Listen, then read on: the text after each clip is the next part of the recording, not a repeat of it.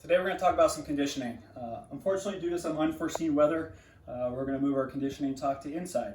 And while we may not all have a bike or access to a bike all the time, some of the principles that we discuss can certainly be applied whenever. So I think oftentimes we think about going to do some conditioning in our aerobic work, and we go to the gym or we go outside and we kind of do some nice long steady state running, whether it's 15, 20, 30, 45 minutes.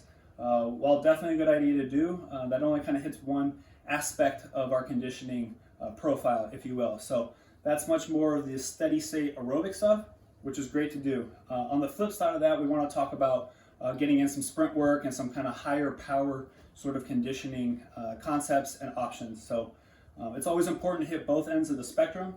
A big part of conditioning, as we're kind of starting to find out, is to appreciate all the different ways of conditioning. It doesn't necessarily just have to be going out for a run or sitting on the elliptical for 30 to 40 minutes. So as I would challenge each of us as we get deeper into our conditioning and start to kind of talk about our fitness level is to invest in some sort of heart rate monitor. Very much a lot of what our conditioning does is based off of our own heart rates, how we're able to recover, how hard we're working, and it's very individual to us. So whether it's a watch or some sort of band or a strap on or something that you can do that can kind of help you monitor your own heart rate, we would highly encourage that you take advantage of that because it gives you unbelievable feedback.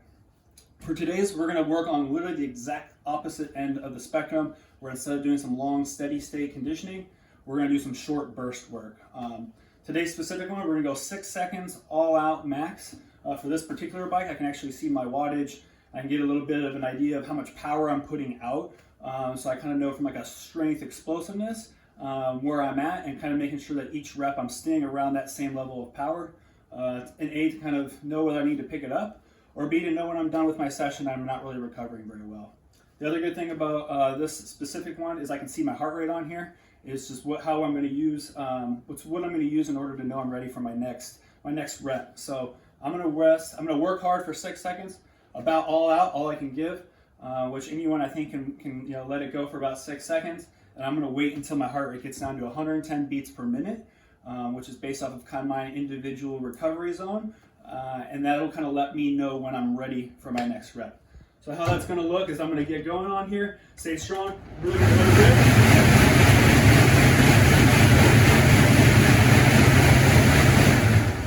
Find my 6 seconds, look at my wattage here, and then I'm going to rest and kind of recover, really work on my breath work, kind of think about slowing everything down and having some nice intent to what I'm trying to do today.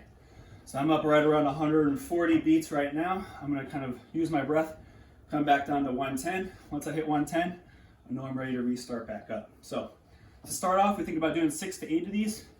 Again, kind of find your comfort zone, see how well you're recovering. And this will give us a nice little good reading on what you're doing. So to wrap it up, really kind of challenge everyone to think about their conditioning and a little bit of a different kind of mindset and perspective, with a little bit more focus and intent on what we're trying to accomplish.